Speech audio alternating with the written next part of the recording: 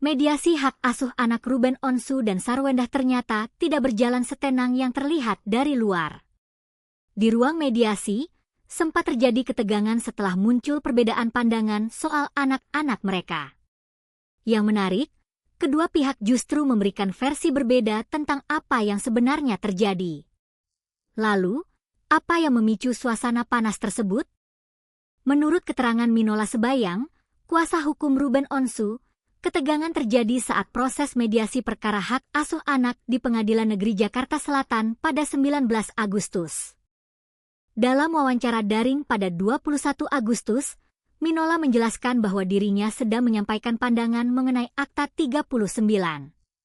Menurut keterangannya, akta tersebut tidak mengatur adanya syarat tertentu terkait pertemuan atau berkumpulnya Ruben dengan anak-anaknya. Minola kemudian menyampaikan bahwa jika dalam perkembangannya ada persyaratan tertentu, seharusnya hal tersebut menjadi sesuatu yang disepakati oleh kedua belah pihak.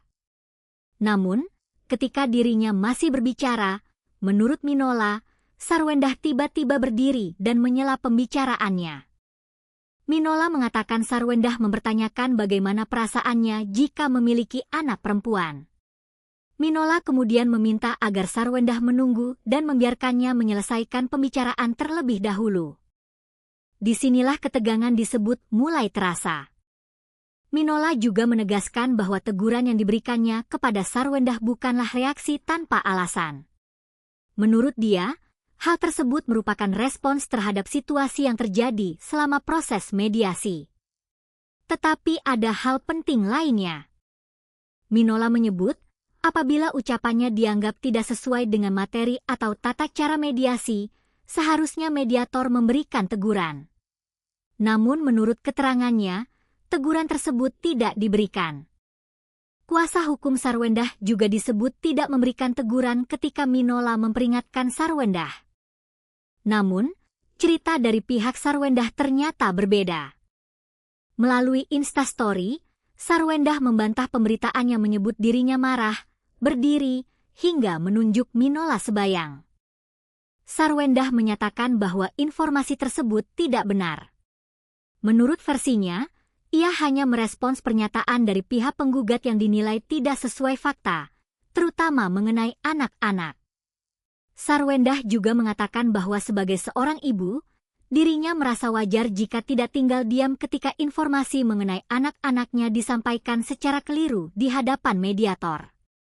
Bahkan menurut Sarwendah, suasana justru memanas karena tim kuasa hukum Ruben Onsu berbicara dengan nada tinggi kepadanya. Jadi, terdapat dua versi mengenai momen yang terjadi di ruang mediasi. Di satu sisi, Minola mengatakan dirinya sedang menyampaikan pandangan hukum ketika Sarwendah menyela pembicaraannya.